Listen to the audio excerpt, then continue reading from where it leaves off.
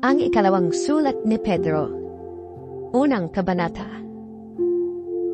Mula kay Simon Pedro, lingkod at apostol ni Jesucristo, para sa inyong lahat na tulad namin tumanggap ng napakahalagang pananampalatayang mula sa ating makatarungang Diyos at tagapagligtas na si Jesucristo.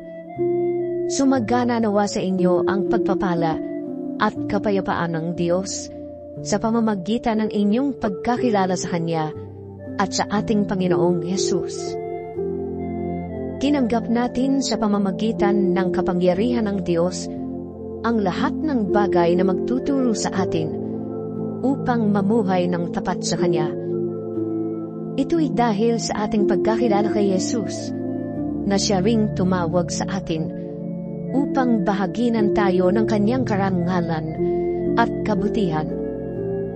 Sa paraang ito ay binigyan niya tayo ng mga dakila at napakahalagang pangako upang makaiwas tayo sa nakakasirang pagnanasa sa sanlibutan ito at upang makabahagi tayo sa Kanyang kaligtasan bilang Diyos.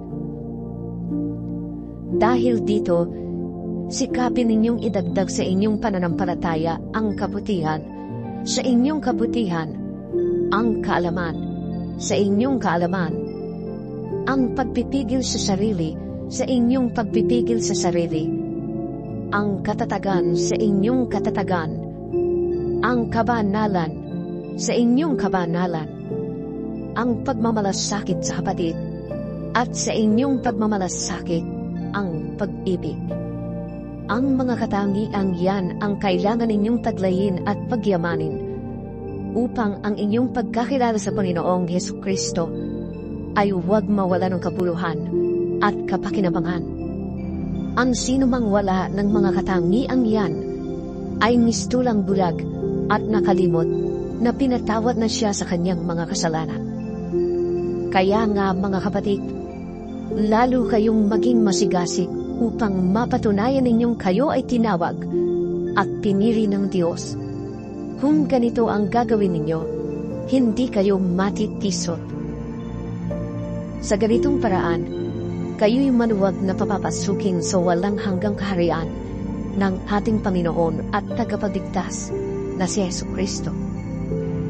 Kahit na alam na ninyo ang katotohanan inyong tinanggap at matatag na kayo rito, lagi ko pa rin kayong paaalalahanan tungkol dito.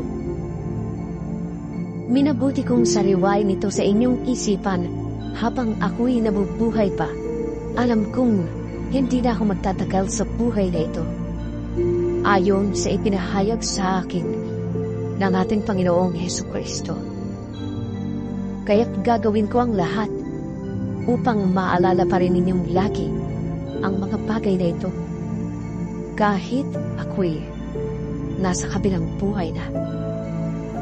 Ang ipinahayag namin sa inyo tungkol sa kapangyarihan at muling pagparito ng ating Panginoong Hesukristo ay hindi mga alamat na katha lamang ng tao. Nasaksihan namin ang kanyang katakilaan nang tanggapin niya mula sa Ama ang karangalan at kapurihan. Ito'y nangyari nang marinig namin ang tinig mula sa dakilang kaluwalhatian ng langit. Ito ang pinakamamahal kong anak. Siya ang lubos kong kinalulugdan. Narinig namin ito mula sa langit, sapagkat kami kasama niya sa banal na bundok. Kaya naman lalong tumibay ang aming paniniwala sa ipinahayag ng mga propeta. Makakabuting ito'y pag-uhulan ninyo ng pansin, sapagkat tulad ito sa isang ilaw sa kadiliman na tumatanglaw sa inyo hanggang sa sumikat ang araw ng Panginoon at magliwanag sa inyong mga puso ang tala sa umaga. Higit sa lahat, unawain ninyong walang makakapagpaliwanag ng aninmang propesiya sa kasulatan sa sariling kakayahan, sapagkat ang pahayag ng mga propeta ay hindi nagbuhat sa kaisipan lamang ng tao. Ito'y galing sa Diyos at ipinahayag ng mga taong nasa ilalim ng kapangyarihan ng Espiritu Santo. Ikalawang kabanata. Noong una, may mga huwad na propetang lumitaw sa Israel. Gayon din naman, may darating sa gitna ninyo na mga huwad na guro. Lihim silang magtuturo ng mga maling aral na ang dulot ay kapahamakan. Pati ang Panginoong nagligtas sa kanila ay kanilang itatakwil. Kaya't di magtatagal at sila'y mapapahama. At marami silang maihikayat na sumunod sa kanilang kahalayan. At dahil dito, pati ang daan ng katotohanan ay mapaparatangan ng masama. Sa kanilang kasakiman, lilinlangin nila kayo sa pamamagitan ng kanilang mga matatamis na salita para lamang sila yumaman. Matagal nang nakahanda ang hatol sa kanila at ang pupuksa sa kanila ay hindi natutulog. Hindi pinatawad ng Diyos ang mga anghel na nagkasala. Sila'y itinapon sa impyerno kung saan sila'y iginapos sa kadiliman upang doon hintayin ang araw ng paghuhukom. Dahil sa kasalanan ng tao noong unang panahon, ginunaw ng Diyos ang daigdig sa pamamagitan ng baha. Wala siyang iniligtas maliban kay Noe na nangaral tungkol sa matuwid na pamumuhay at ang 7 niyang kasama. Sinumpa at tinupok ng Diyos ang mga lungsod ng Sodoma at Gomora upang maging babala sa masasama tungkol sa kanilang kasasapitan. Ngunit iniligtas ng Diyos si Lot, isang taong matuwid na lubhang namigati dahil sa mga kahalayang ginagawa ng masasama noong panahon niya. Naging hirap ang kalooban ng matuwid na taong ito sa kasamaang nasasaksihan niya araw-araw habang siya'y nakatira doon. Alam ng Panginoon kung paano ililigtas mula sa mga pagsubok ang mga tapat sa Kanya at kung paanong parurusahan ang masasama hanggang sa araw na sila'y hatulan. Lalo na ang sumusunod sa mahalay na nasa ng katawan at humahamak sa kapangyarihan ng Diyos. Pangahas at mapagmataas ang mga huwad na gurong binabanggit ko. Wala silang takundangan sa mga tagalangit. At sa halip, ay nilalapastangan pa nila ang mga ito.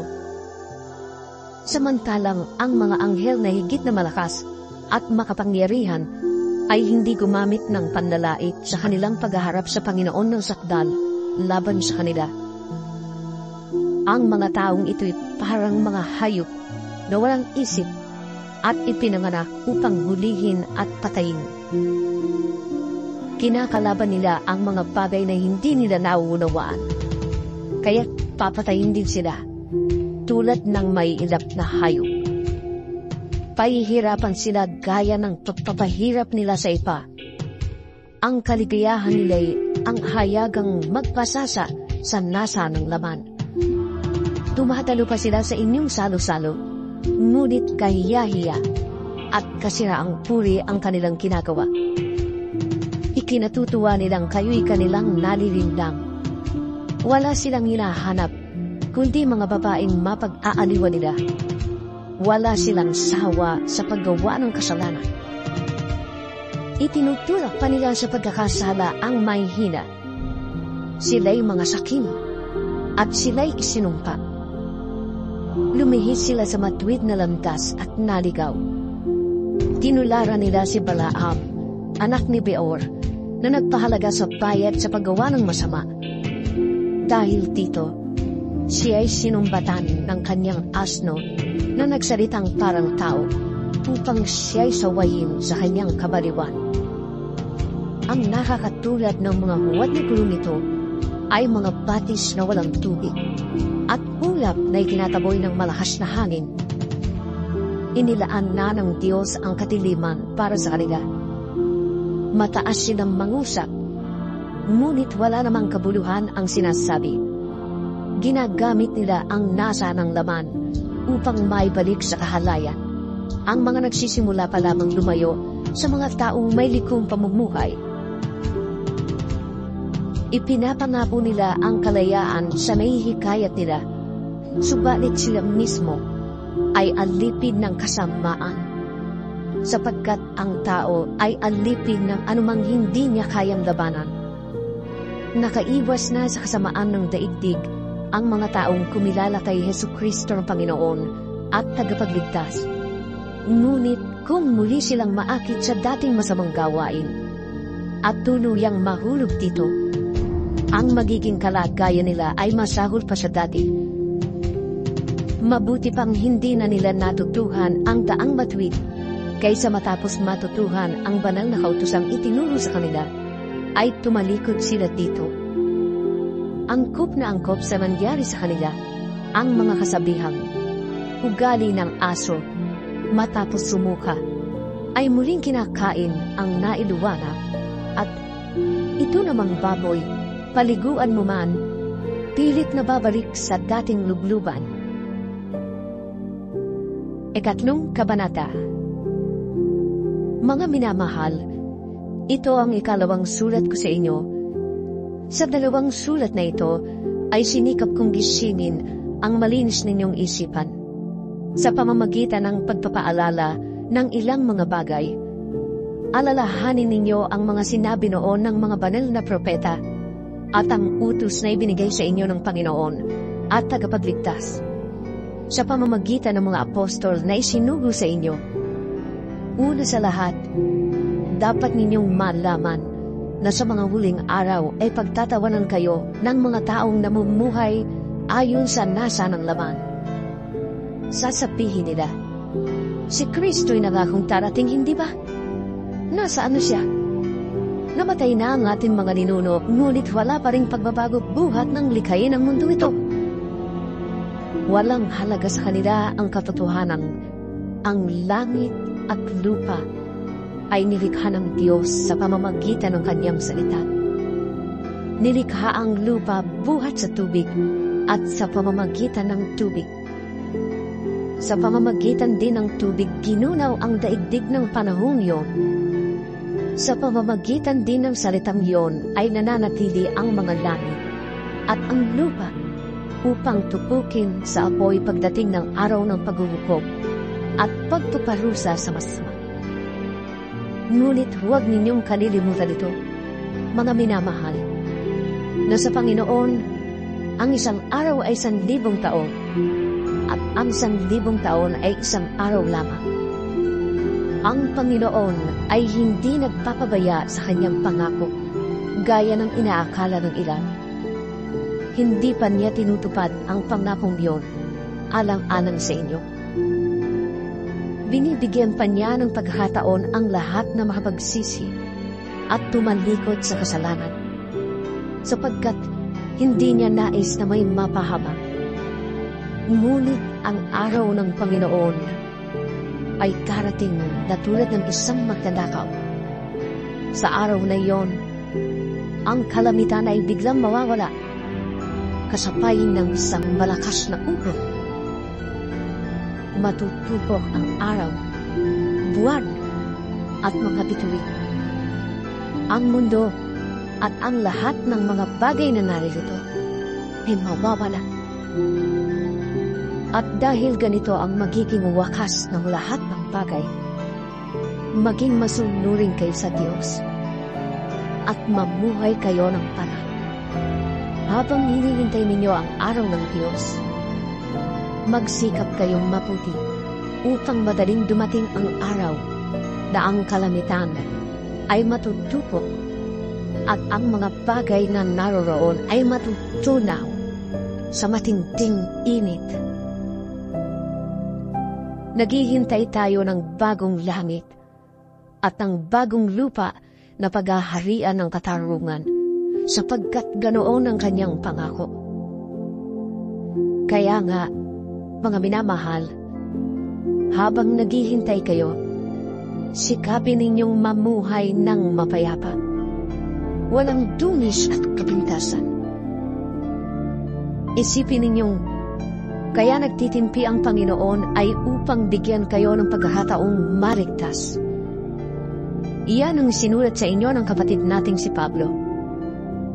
Taglay ang karunungang kaloob sa kanya ng Diyos. Sa lahat ng sulat niya tungkol sa paksang ito, Ganito ang lagi niyang paalala. Kaya lang, ang ilang bahagi sa kanyang mga sulat ay mahirap unawain at binibigyan ng maling kahulugan ng mga mangmang at magugulong pag-iisip. Ganyan din ang kanilang ginagawa sa ibang mga kasulatan, kaya nga't ipinapahamak nila ang kanilang sarili. Ngayong ito'y alam na ninyo mga kapatid, dapat kayong mag-ingat upang huwag kayong mailigaw ng mga taong walang sinusunod na batas. At nang sa gayon, hindi kayo matitinag sa inyong mabuting kalagayan. Magpatuloy kayong lumago sa kagandahang loob at sa pagkakilala sa ating Panginoon at tagapagligtas na si Jesucristo. Sa Kanya ang kaluwalhatian, ngayon at magpakailanman. Amen.